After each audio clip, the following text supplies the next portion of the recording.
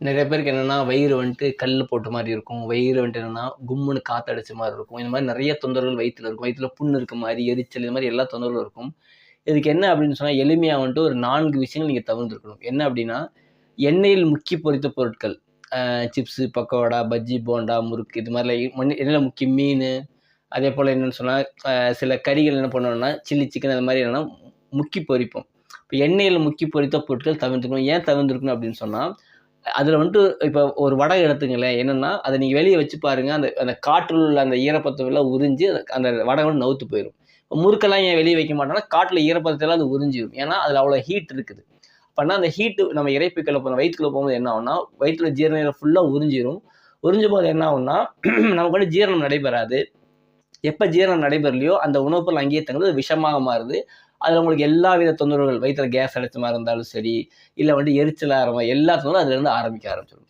2வது என்ன அப்படின்னு சொன்னா, அதாவது லிக்விடான ஐட்டம்ஸ் டீ, காஃபி, ஜூஸு இது மாரி எது எது லிக்விடா இருக்கோ அது முழுசா இருந்துரும். ஏன் அத தவிர்த்துக்கணும்னு சொன்னா, நம்ம லிக்விடா குடிக்கும்போது என்ன ஆகும்னா, இப்போ ஒரு ஆப்பிள் சாப்பிடுறீங்க. ஆப்பிள கடிச்சு சாப்பிட்டீங்கன்னு சொன்னா, நம்ம நம்ம நல்லா ஜீரணிக்கப்படும். நம்ம நம்ம நம்ம உமிழ்நீர் நல்லா கலக்கும். ரொம்ப நேரம் வாயில தங்கும். சுவைகள் பிரிக்கப்பட்டு, அது என்னன்னா நிதானமான முறையில நம்ம இரைப்புக்குள்ள போகும். நல்லா ஜீரணம். இதே ஜூஸ் குடிக்கிறீங்க அப்படின்னா, அது சுவைகள் மூலியமா வாயில பிரிக்கப்பட முடியாது. அப்படி நம்ம முழுங்கிருவோம். முழுங்கும்போது என்ன ஆகும்னா, அது வயித்துல போய் தேங்குது. தேங்கும்போது என்ன ஆகும்னா, கழிவாக மாறி நமக்கு தொந்தரவு ஏற்படுது. இப்ப லிக்விடான ஐட்டம் என்னன்னா முழுமையா தவிர்ந்திருக்கணும். அதேபோல என்னன்னு சொன்னா, 3வது நம்ம என்ன பண்ணணும்னா, அதிக மசாலா உள்ள பொருட்கள். அதிகமா என்னென்ன மசாலா இருக்கோ, எடுத்துக்காட்டுக்கு என்னன்னு சொன்னா வந்துட்டு, இப்ப பிரியாணி சாப்பிட ரொம்ப மசாலா இருக்கும். இப்ப அதிகமான மசாலா உள்ள பொருட்கள். இப்ப அதிகமான இனிப்பாக இருந்தாலும் சரி, அதிகமான காரமா இருந்தாலும் சரி, அதிகமான புளிப்பு, அதிகமான உப்பு, இது மாரி அதிகமான சுவை உள்ள உணவில்லாம, நமக்கு எவ்வளவு தேவையோ அவ்வளவான முறையில, முடிஞ்ச அளவுக்கு அதிகமான மசாலா இல்லாம இப்ப எடுத்துக்காட்டு என்னன்னா, இப்ப ரொம்ப நமக்கு வயிறு தொந்தரவு இருக்கு என்னன்னா, ஒரு சப்பாத்தி சாப்பிடுறோம்னு வச்சுக்கங்களேன், வர சப்பாத்தி. ஒரு இட்லி சாப்பிடுறோம் அப்படின்னா, வர இட்லி. இல்ல வந்து ஒரு தோசை சாப்பிடுறோம்னா, வர தோசை. இல்ல அப்படின்னா ஒரு உப்புமா சாப்பிடுறோம்னா, பிளெயின் உப்புமா. அதாவது பிளெயின் அந்த மாரி என்னன்னா, பிளெயினா ஒரு சாப்பாடு சாப்பிடுறோம் அப்படின்னா, குழம்பு இல்லாம ஒயிட் சாப்பாடு. ஸ்மெல்லுக்கு லைட்டா என்ன பண்ணலாம், லைட்டா நெய் ஒரு சொட்டு அப்படி ஊத்திட்டு, அத பிளெயினா சாப்பிட்டுக்கிற மாரி, மசாலா இல்லாம. அப்படி என்னன்னா, கொஞ்சமா குழம்பு ஊத்திக்கிற மாரி, கொஞ்சமா மசாலா லைட்டா எடுத்துக்கிற மாரி பண்ணீங்கன்னு சொன்னா, மசாலா பொருட்கள் முழுமையா தவிர்ந்திருக்கும்போது என்னன்னா, உங்களுக்கு நல்ல முறையில மாற்றங்கள் கிடைக்கும். அதே சமயம் என்னன்னா, வயிறு தொந்தரவு இருக்கும்போது முற்றுமாவே தவிர்ந்தது ரொம்ப ரொம்ப நல்லது. 4வது என்னன்னு சொன்னா, மொறுமொறுப்பான பொருட்கள். மொறுமொறுப்பா என்னன்னு சொன்னா, எடுத்துக்காட்டு பொரி இருக்கு. பொரி வந்து ரொம்ப ரொம்ப மொறுமொறுப்பா இருக்கும். இப்ப என்னன்னா, அதுல வந்து நீர்த்தன்மையே இல்ல. அப்ப மொறுமொறுப்பான பொருள் இரைப்பைக்குள்ள போகும்போது என்ன ஆகும்னு சொன்னா, ஜீரணம் ஃபுல்லா உறிஞ்சிரும். அதேபோல என்னன்னா, நீங்க வந்துட்டு இது சாப்பிடுறீங்க. எடுத்துக்காட்டு என்ன சொன்னா, பிஸ்கட் சாப்பிடுறீங்க. பிஸ்கட் ரொம்ப மொறுமொறுப்பா அதுல நீர்த்தன்மையே இல்ல. இப்ப எதெல்லாம் வந்து மொறுமொறுப்பா இருக்கும். இப்போ வந்து ஒரு நிலக்கடலை இருக்கு. நிலக்கடலை நீங்க என்ன பண்றீங்கன்னு சொன்னா வந்துட்டு வேக வச்சு சாப்பிடுறீங்க. அதுல நீர்த்தன்மை இருக்கும். இதே அந்த நீர்த்தன்மை இருக்குல்ல மொறுமொறுப்பு இருக்காது. இதே அந்த நிலக்கடலை வறுத்து சாப்பிட்டு பாருங்க. அதுல நீர்த்தன்மை இல்ல. சாப்பிட்டா தொந்தரவு பண்ணும். இப்ப எது எது மொறுமொறுப்பா இருக்கோ, அதாவது நீங்க எதெல்லாம் நல்லதுன்னு நினைக்கிறீங்களோ, அதுல வந்து மொறுமொறுப்பு தன்மை இருந்துச்சுன்னு சொன்னா, அது நல்லது கிடையாது. இப்ப எல்லாம் என்ன சொல்லுவாங்கன்னா, பொரி நல்லது அப்படின்னு சொல்லுவாங்க. அப்ப பொரி என்னன்னா மொறுமொறுப்பு தன்மையுடையது. மொறுமொறுப்பு வந்து நல்லது கிடையாது.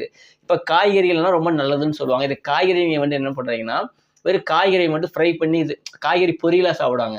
இப்ப நீங்க காய்கறி பொரியலா சாப்பிடணும்னா, நீங்க நல்லா போட்டு வணக்குவீங்க. வணக்கும்போது அதில உள்ள நீர்த்தன்மைலாம் உறிஞ்சப்பட்டு, அது ஒரு மொறுமொறுப்பு மாரி ஆயிரும். நீங்க சாப்பிட்டு பாருங்க தொந்தரவு ஏற்படும். ஏன்னா மொறுமொறுப்பு அதில வந்துருச்சு. எப்போ ஒரு பொருள்ல மொறுமொறுப்பு இருக்கோ, அதில நீர்த்தன்மை இருக்காது. எப்ப நீர்த்தன்மை இல்லையோ, வயிற்றில நீர்த்தன்மை பூரா அது உறிஞ்சிரும். எப்ப இரைப்பையில உள்ள நீர்த்தன்மை உறிஞ்சப்படுதோ, அந்த ஜீரண நீர் அங்க இல்ல. ஜீரண நீர்ல எப்படி ஜீரணிக்கப்படும்? அது அந்த அந்த ஜீரண நீர் தான் அந்த உணவு பொருள கலந்து ஜீரணிக்க வைக்குது. அப்ப என்னன்னு சொன்னா, நமக்கு அதிகமா தண்ணி தாகம் எடுக்கும். நம்ம என்ன எக்கச்சக்கமா தண்ணி குடிப்போம். எப்ப அதிகமா தண்ணி குடிக்கிறோமோ என்னன்னா, அது இயற்கையான தாகம், செயற்கையான தாகம். அப்ப என்ன ஆகும்னு சொன்னா, செயற்கையான தாகம் நம்ம இரைப்பைனா சேதப்படுத்தும். ஏன் சேதப்படுது அப்டின்னா, அது உண்மை கிடையாது. தேவைக்கு தான் நம்ம பண்ணணும். நம்ம செயற்கையான முறையில அத தூண்டுதல் பண்ண வேணும்னா, அதிகமான நீர் பொருள் வயித்துல வந்து தங்குது. அதிகமான நீர் பொருள் வயித்துல தங்கும்போது என்ன ஆகும்னா, நமக்கு பொய்யான ஒரு பசி உணர்வு ஏற்படும். அப்ப நம்ம எச்சா சாப்பிடுவோம். தண்ணி குடிப்போம், சாப்பிடுவோம் இப்படி நடந்துட்டே இருக்கும். அப்ப நான் 4 விஷயங்கள் சொல்லியிருக்கேன். முதலாவது என்ன அப்படின்னு சொன்னா, எண்ணெயில் முக்கி பொரித்த பொருட்கள். 2வது என்னன்னு சொன்னா, ஜூஸ் மாரி லிக்விட் ஐட்டம்ஸ் முடிஞ்ச அளவுக்கு சாலிடா சாப்பிடணும். 3வது என்ன அப்படின்னு சொன்னா வந்துட்டு மொறுமொறுப்பான பொருட்கள். 4வது என்னன்னா அதிக மசாலா உள்ள பொருட்கள். இந்த 4 விஷயங்கள் நீங்க பின்பற்றி பாருங்க. அதே சமயம் ஒரு உணவுக்கும் ஒரு உணவுக்கும் பெரிய கேப் இருக்கணும். இப்ப காலை உணவு சாப்பிடுறீங்க அப்படின்னு சொன்னா, மதியான உணவு விட்டுருங்க. மாலை சாப்பிடுங்க. இல்ல காலையில எனக்கு பசி இல்ல விட்டுட்டீங்க. மதியம் சாப்பிடுறீங்க. மாலை உணவு ஸ்கிப் பண்ணிருங்க. ஏன் அப்படின்னு சொன்னா, அந்த உணவுக்கும் உணவுக்கும் மிகப்பெரிய கேப் வரணும். கேப் வரும்போது தான் என்ன ஆகும்னு சொன்னா, நல்ல முறையில ஜீரணிக்கப்படும். ஒரு நாளைக்கு என்னன்னு சொன்னா, 3 வேளை அப்படிங்கிறத வந்து ஒரு நாளைக்கு 2 வேளை போதுமானது. இல்ல அப்படின்னு சொன்னா காலை சாப்பிட மாட்டீங்கன்னா ஒரு வேளை போதுமானது. இந்த மாரி பண்ணா வயிற்று தொந்தரவு ஒவ்வொருத்தரும் வெளிய வந்துரலாம். நன்றி.